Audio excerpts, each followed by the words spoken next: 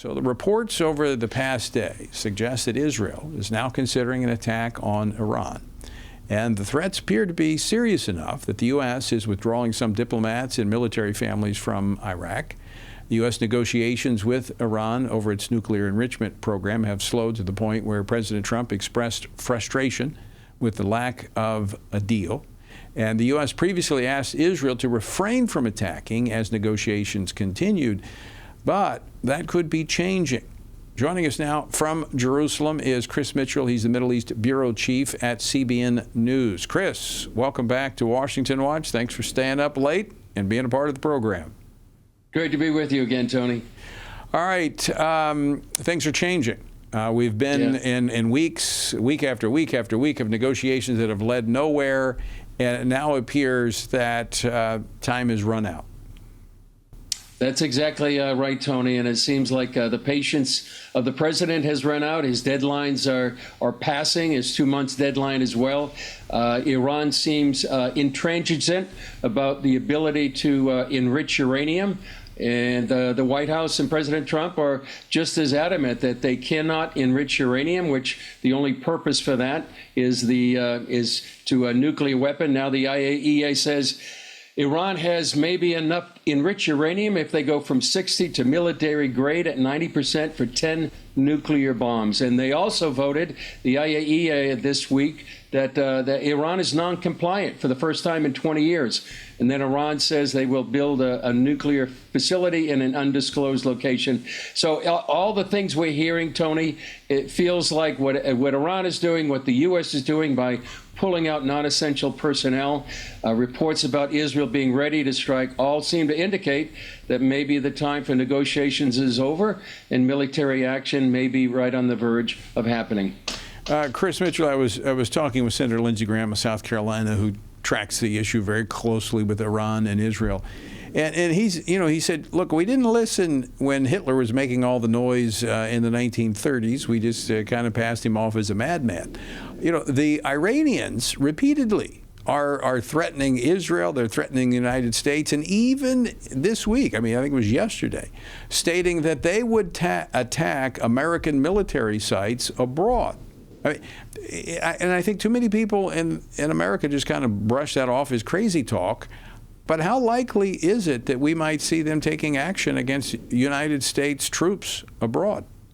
I think it's very likely. And Iran has been saying this ever since 1979, when the Iranian Revolution, when they took over this country, that really and turn it into a tyranny. So the vulnerable part, and I think that's where Iran is threatening, it's the U.S. bases, U.S. military infrastructure, embassies, and I think that's why the White House took them seriously and why what's happening. And President Trump said last night, I think at the Kennedy Center, that it could be a dangerous place, and we want to get people out of there, out of harm's way if necessary. So to your point, you need to take Iran at its word. They want to destroy Israel. They want to destroy the United States. And they've been working at doing that for many, many years. Let's go back to last year when they launched their, about 300 missiles at Israel. Most of them were all intercepted, both with Israel's own defense system, with the aid of the United States and some surrounding countries. Did they throw everything they had at Israel at that point, or do they have more that they can bring to the next fight? I think they have more ballistic missiles. Apparently, they can build about 50 per month.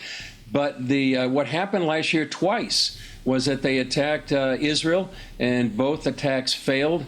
So you wonder, what more can they do to threaten Israel or its neighbors? They're also threatening Israel's neighbors that may participate in any strike against Iran. So I'm not sure exactly what they have left in their arsenal that could damage Israel. I was here for both of those attacks, and miraculously, all of them, nearly 99% of those projectiles failed.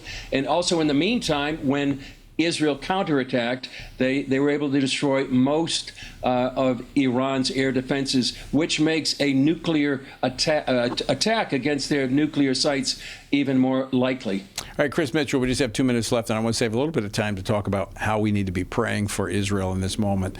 But I want to go to an event that occurred today, and that was an attack on a bus of humanitarian workers in Gaza by Hamas.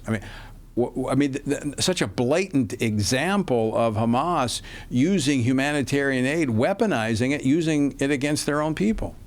Exactly. What happened a couple of weeks ago was that the Gaza Humanitarian Foundation was established, and it provides aid free and direct to Gazans. They've had maybe 20 million meals by now and counting distributed to Gazans. What this does is undermine Hamas. Hamas has been stealing the aid and, according to the IDF, maybe made hundreds of millions of dollars to fuel and fund their war machine. Now this is a separate, it's undermining their grip on the population, on their grip on the money. And so this could be one of the death knells for Hamas in the near future. So they're taking the aid that the international community, the UN and others are giving, and they're selling it to the people is what they were doing. Yeah, they hoard it, they loot it, they sell it back to the people to make money to fuel their war machine. All right, Chris Mitchell, 30 seconds left. How do we need to be praying right now? Pray for the peace of Jerusalem. Pray for wisdom for the leaders, for Prime Minister Netanyahu, President Trump, for leaders in the region, and that they would be in one accord. There would be an agreement, and there would be a way to finally eliminate what has been a Damocles sword over Israel, this nuclear threat, existential threat from Iran's nuclear facilities. We will be praying. We are praying, and we will be praying. Chris Mitchell, always great to see you. Thanks so much for, again, staying up late and joining us. Great to be with you, Tony. All right, Chris Mitchell from Jerusalem.